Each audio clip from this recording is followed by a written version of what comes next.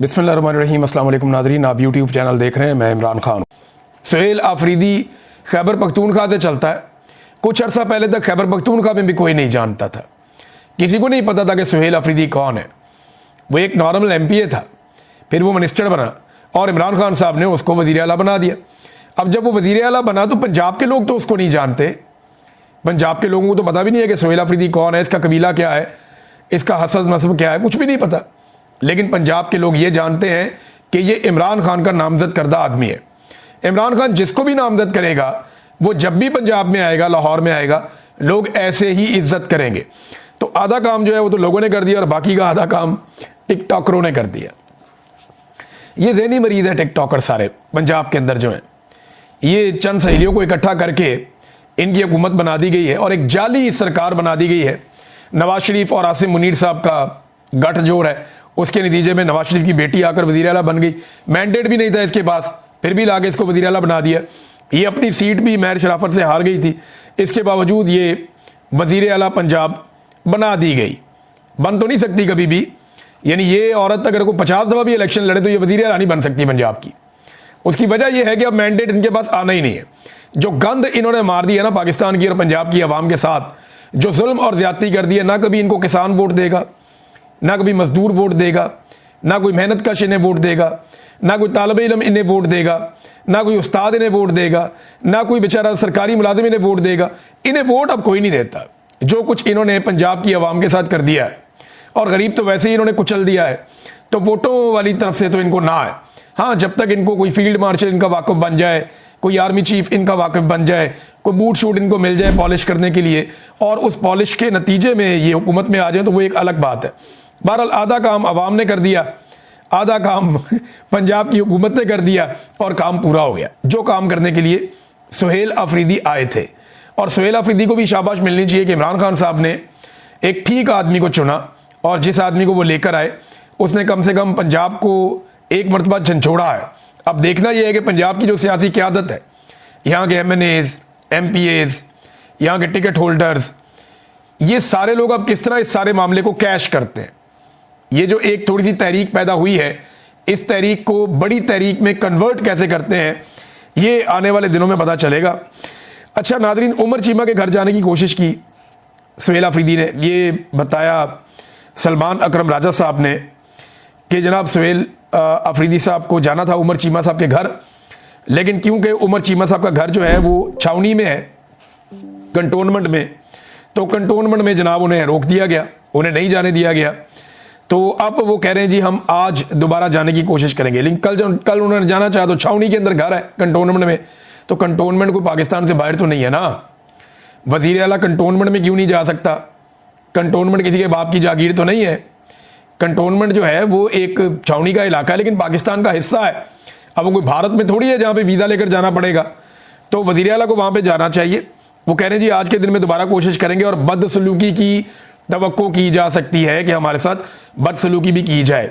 वैसे एस्टेब्लिशमेंट को होश के नाखून लेने चाहिए, ऐसी घटिया हरकतें नहीं करनी चाहिए कि अवाम जो है वो कंटोनमेंट में दाखिल ना हो, या अवामी वज़ीर आला जो है वो कंटोनमेंट में दाखिल ना हो।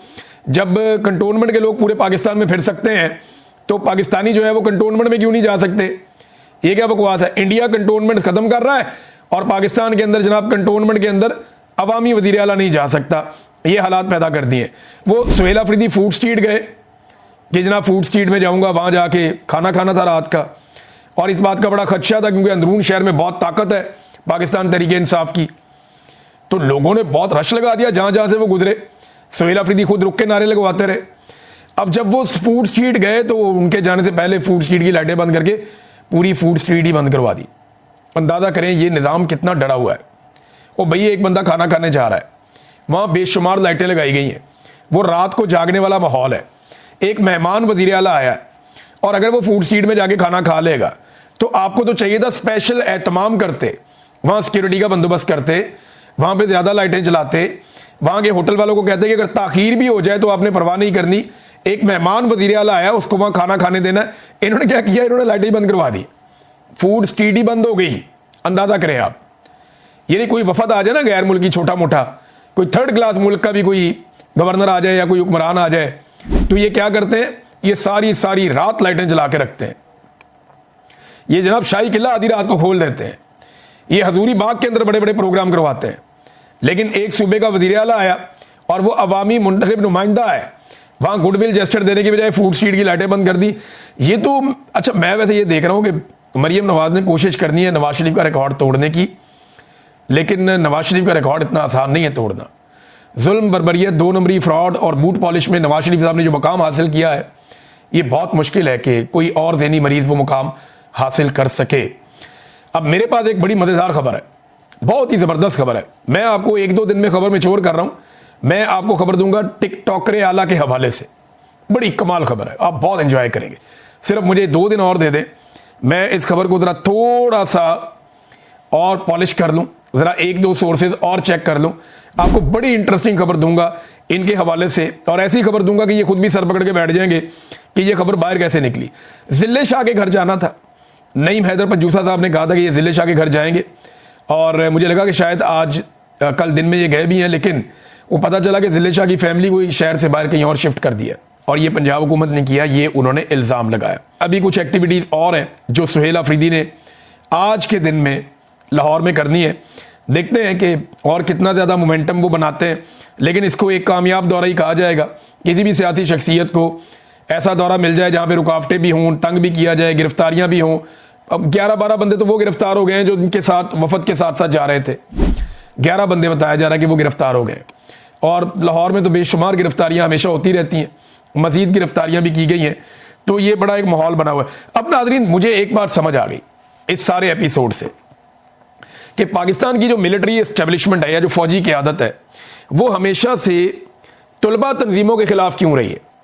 मुझे माजी में समझ नहीं आता था, मुझे लगता था शायद ये सोचते हैं कि तलबा तंजीमों की वजह से कोई दहशतगर्दी हो जाती है, कोई लड़ाई झगड़ा हो जाता है, कोई तालिब इल्म अपनी एजुकेशन से दूर चले जाते हैं।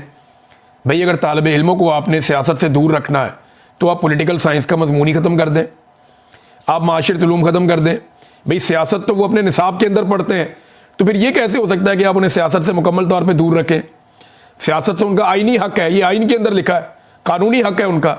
तो मुझे अब समझ आई कि पाकिस्तान की मिलिट्री एस्टेब्लिशमेंट या पाकिस्तान के जर्नैल वो हमेशा से क्यों इस बात के खिलाफ है कि स्टूडेंट पॉलिटिक्स का हिस्सा ना बने, या जो स्टूडेंट तंजीमें हैं जैसे MSF है, PSF है, अभी ISF बहुत तगड़ी है, इंसाफ स्टूडेंट फेडरेशन, ये हमेशा से क्यों सोचते थे या क्यों ये कोशिश करते थे कि कॉलेजेस में और यूनिवर्सिटीज़ के अंदर तलबा तंजीमें काम ना करें। ये सुहेल अफरीदी को देखकर समझ आ रही है, ये बात मीना खान अफरीदी को देखकर समझ आ रही है, ये बात मुराद सईद को देखकर समझ आ रही है, ये बात शाहिद खटक को देखकर समझ आ रही है, ये इन नौजवानों को देखकर बात समझ आ रही है। अब तक के लिए इतने, अपना ख्याल रखिएगा, अपने चैनल का भी। अल्लाह हाफ़िज़।